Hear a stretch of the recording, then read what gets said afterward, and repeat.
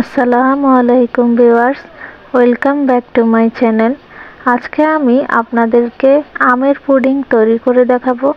খুবই সহজভাবে আমি রেসিপিটি শেয়ার করব। আশা করি আপনারা অনেক উপকৃত হবেন। তো ভিডিওটি শুরু করছি। এখানে একটা ফ্রাই প্যান নিয়ে নিয়েছি। এখন আমি আমের যে ব্লেন্ডার করে নিয়েছি, প্রায় আধা কেজি হয়েছে আমার আমের পিউরিটা। এখন আমি এগুলো নিয়ে নিলাম কড়াইতে। এর সাথে আমি চিনি অ্যাড করে দিব। আপনারা স্বাদ মতো চিনি দিবেন। আমি এখানে 2 চামচ চিনি দিয়ে দিচ্ছি।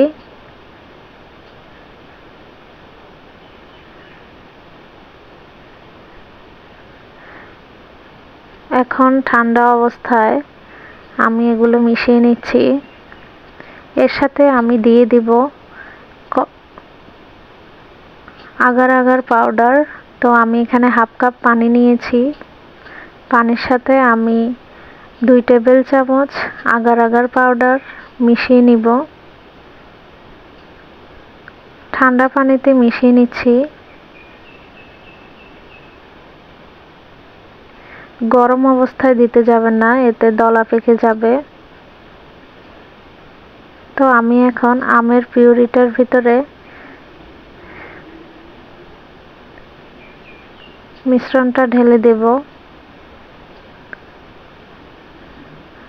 আগার আগার পাউডার আপনারা বিভিন্ন সুপার শপে পেয়ে যাবেন। তো এই যে আমি ঠান্ডা অবস্থায় মিশিয়ে নিলাম। এখন চুলায় মিডিয়াম আঁচে আমি জাল দিয়ে নিব।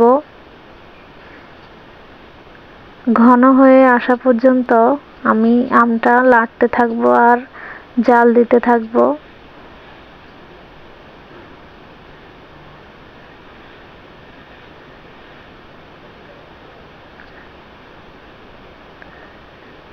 এভাবে প্রায় 7-8 মিনিট আমি জাল দিয়ে ঘন করে নিচ্ছি।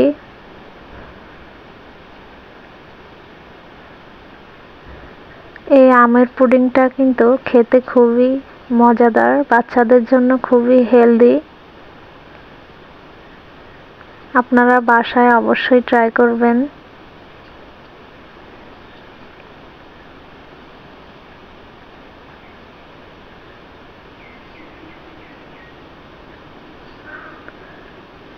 এই যে আমার আমটা হয়ে গেছে, পুডিংয়ের মিশ্রণটা ঘন হয়ে এসেছে। এখন আমি চুলার আঁচ বন্ধ করে দিব। তো আমি মোল্ড নিয়ে নিয়েছি, দেখতেই পাচ্ছেন। সামান্য তেল আমি চারপাশে লাগিয়ে নিয়েছি, সয়াবিন তেল, যাতে মোল্ড থেকে বের হয়ে আসে। এখন আমি এটা ফ্রিজে রেখে দেব 2 ঘন্টার জন্য। ঠান্ডা হলে নামিয়ে নিব। দেখতেই পাচ্ছেন পুডিংটা এভাবে ঢেলে নিয়ে সেট করে নিয়েছি।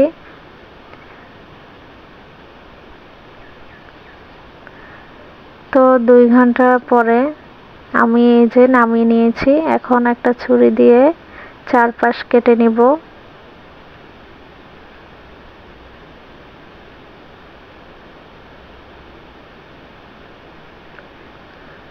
কাজটা খুবই আস্তে আস্তে করতে হবে, যেহেতু পুডিংটা অনেক সফট।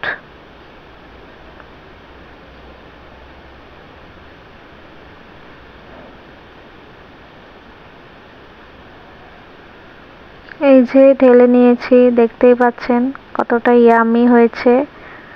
আমি এই যে কেটে নিচ্ছি। খুবই সফট আর সুন্দর হয়েছে দেখতে। খেতেও কিন্তু খুবই দারুণ হয়েছে। আপনারা বাসায় কিন্তু অবশ্যই ট্রাই করবেন আর আমাকে জানাবেন কেমন হলো। তো আমার চ্যানেলটা সাবস্ক্রাইব করবেন, লাইক শেয়ার করবেন। সবাই ভালো থাকবেন। আল্লাহ হাফেজ।